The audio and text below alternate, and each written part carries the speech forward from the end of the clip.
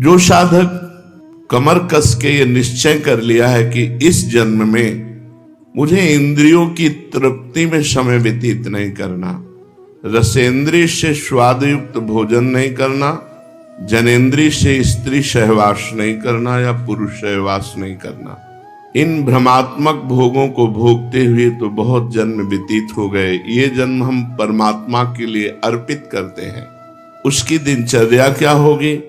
पहला, किसी उच्च कोटि के महापुरुष का आश्रय। पीछे वर्णन हुआ है कि जो किसी महान संप्रदाय से जुड़े हों, जो जितेंद्रिय हों, विषय लोलुप न हो, केवल परमात्म चिंतन में ही जिनका समय जाता हो, भगवान से प्रार्थना करे ऐसे सदगुरुदेव मुझे मिले। सदगुरुदेव की शरण लेकर के फिर पहला उनकी आज्ञा में अपने जीवन को समर्पित करना। जो भगवत मार्ग में चलना चाहते हैं, सदगुरुदेव की शरण, उनकी आज्ञा में जीवन आज्ञा पे ये प्रश्न नहीं होता कि क्या आज्ञा। गुरु आज्ञा में बहुत बड़ी सामर्थ्य है।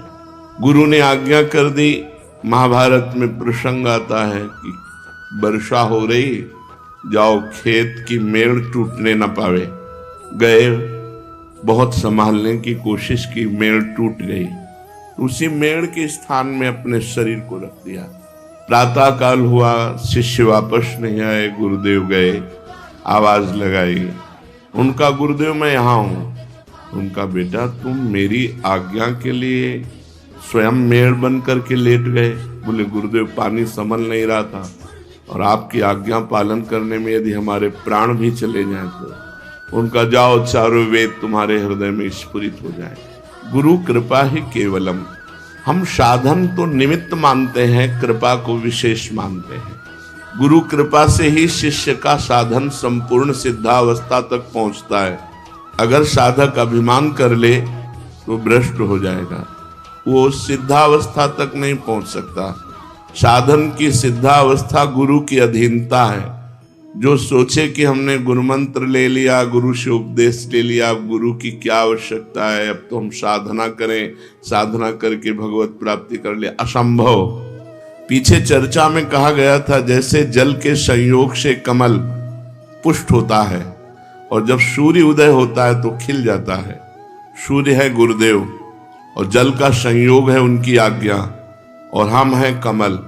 अगर हम उनकी आज्ञा के संयोग में बने रहे तो उनके प्रकाश से हम खिल जाएंगे, हम भगवत आनंद में डूब जाएंगे। और यदि गुरुदेव की आज्ञा रूपी जल संग का त्याग कर दे तो उसी तेज से वो कमल भस्म हो जाएगा। जो गुरु की अवज्ञा कर देगा, उसकी साधना कितनी भी उच्च कोटि की हो, वो कभी सिद्ध पुरुष नहीं हो सकता, कभी भगवत साक्षात्कार नहीं कर सकता, कभी आनंद का अनुभव नहीं कर सकता। इसलिए गुरुदेव की अधीनता, उनके वाक्य को ही वेद वाक्य मानना। ध्यान मूलम गुरु मूर्ति, पूजा मूलम गुरु पदम, मंत्र मूलम गुरु वाक्यम, मोक्ष मूलम गुरु कृपा। मंत्र का मूल गुरु के वाक्य और मोक्ष का मूल गुरु की कृपा है। गुरुदेव मनुष्य हैं ऐसा अधम साधक मानता है, गुरुदेव अच्छे संत हैं ये मध्यम साधक मानता है। और गुरुर् ब्रह्मा गुरुर्विष्णु गुरुर्देव महेश्वरा, गुरु साक्षात परब्रह्म तस्मै श्री गुरुवे नमः, ये उत्तम साधक का लक्षण है कि जो परब्रह्म सामने हमारे बैठे हुए हैं, हमें और कोई अनुभूति नहीं करनी, हमारे गुरुदेव परब्रह्म है, उनके वाक्य ही वेद है, उनकी आज्ञा का पालन ही साधना है और उनकी प्रसन्नता ही सिद्धावस्था है। अब उस साधक को अपनी दिनचर्या बनानी चाहिए, नित्य स्वाध्याय होना चाहिए।